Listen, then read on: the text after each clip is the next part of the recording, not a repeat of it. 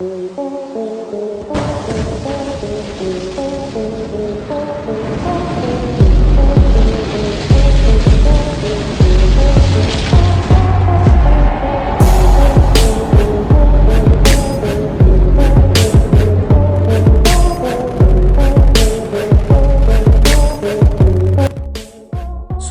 Students, आज की video बहुत ज़्यादा इंटरेस्टिंग होने वाली है क्योंकि आज मैं आपको दो ऐसी स्पेस एजेंसी के बीच कंपैरिजन बताने वाला हूं जो वर्ल्ड की टॉप स्पेस एजेंसीज हैं। तो आज का वीडियो होने वाला है इसरो वर्सेस नासा के ऊपर। तो चलिए बिना वक्त ज़ाया करे आज का वीडियो स्टार्ट कर लेते हैं।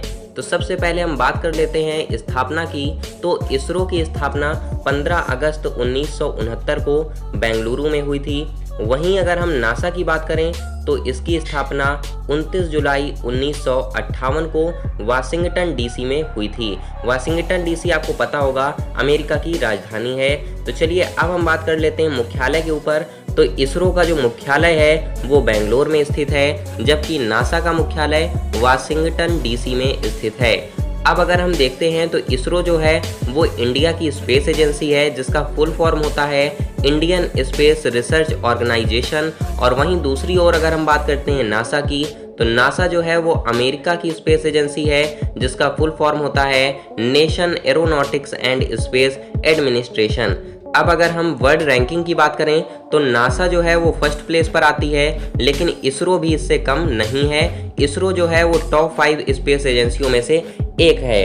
अब अगर हम बात करते हैं यहाँ पर कि इसरो में वर्तमान समय में कितने कर्मचारी हैं तथा नासा में कितने हैं, तो इसरो जो है कर्मचारियों के मामले में थोड़ा सा नासा से कम है, क्योंकि आपको पता होगा कि इसरो में जो वर्तमान समय में कर्मचारियों की संख्या है वो 648 है। वहीं अगर हम नासा की बात करते हैं तो नासा में वर्तमान समय में 18,000 से अधिक कर्मचारी काम कर रहे हैं। लेकिन आपको बता दूं कि ये डाटा जो है ये आगे पीछे होता रहता है समय के साथ, क्योंकि कुछ कर्मचारी आते हैं और कुछ जाते हैं। तो इस तरीके से ये आपका एग्जैक्ट डाटा नहीं है। जो मैंने आपको बताया है ये आप मान लीजिए कि 648 जो हैं कर्मचारी वो इसरो में हैं, तथा 18,000 से अधिक कर्मचारी नासा में काम करते हैं, जिसमें साइंटिस्ट शामिल हैं। उसके बाद अगर हम बात करें नासा की, तो नासा के जो 18,000 से अधिक कर्मचारी हैं उनमें से 36% लोग ऐसे हैं जो कि भारतीय हैं। तो इस बात पर एक लाइक तो बनता है।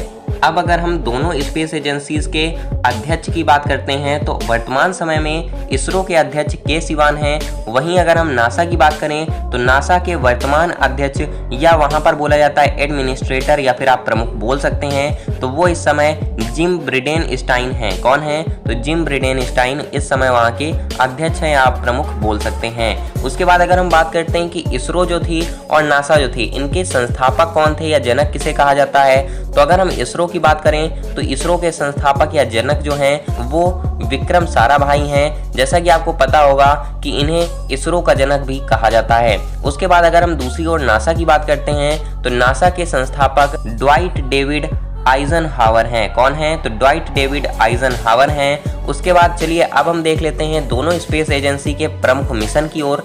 तो यहाँ पर अगर हम बात करते हैं कि इसरो की, तो इसरो के जो फेमस मिशन रहे हैं उसमें से चंद्रयान प्रथम, मंगलयान, चंद्रयान द्वितीय, PSLV C12 आदि शामिल हैं।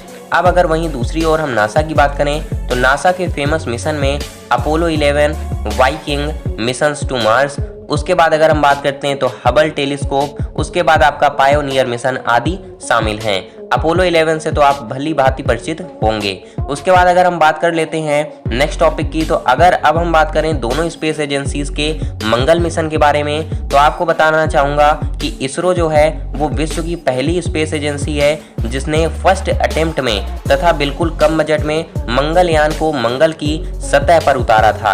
वहीं अगर हम नासा की बात करें तो नासा को एक बार में सफलता नहीं मिली थी, नासा को द्वितीय बार में, यानी कि आप बोल सकते हैं कि सेकंड अटेम्प्ट में ही मंगल मिशन पर सफलता मिली थी। चलिए बढ़ते हैं अब नेक्स्ट पॉइंट में। तो नेक्स्ट पॉइंट आपका आता है कि अब यदि हम बात करें दोनों स्पेस एजेंसी के चंद्र मिशन के बारे में, तो इस मामले में नासा काफ़ी आगे है। नासा जो है वो पहली स्पेस एजेंसी थी जिसने किसी इंसान को चंद्रमा पर उतारा था।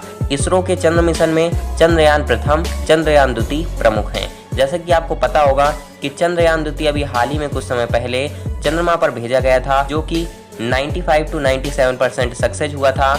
उसके बाद अब अगर हम बात करें दोनों एजेंसियों के बजट के बारे में, तो दोनों एजेंसियों के बजट में काफ़ी ज़्यादा अंतर है। नासा का बजट जो है वो इसरो से कई गुना अधिक है, लेकिन इसरो ने एक के बाद एक कई बेहतरीन और कम बजट में मिशन को पूरा किया, जिससे यह सिद्ध होता है कि money doesn't matter, talent is everything. तो अब आप लोग हमें कमेंट करके ज़रूर बताइएगा कि आपको क्या लगता है कि कौन सी स्पेस एजेंसी ज़्यादा पावरफुल है। तो उम्मीद करता हूँ ये आपको वीडियो पसंद आई होगी। अगर पसंद आई हो तो इसे लाइक करना मत भूलिएगा, और साथ में आप लोग हमें कमेंट करके ज़रूर बताइए कि आपको क्या लगता है कि कौन सी स्पेस एजेंसी ज़्यादा प्रमुख है या ज़्यादा आप बोल सकते हैं पावरफुल है। तो चलिए इसी बात पर वीडियो कर दीजिए लाइक और चैनल को सब्सक्राइब कर लीजिए जो भी नए व्यूअर्स हों। तो चलिए मैं मिलता हूँ आपको इसकी नेक्स्ट वीडियो में, तब तक के लिए टेक केयर।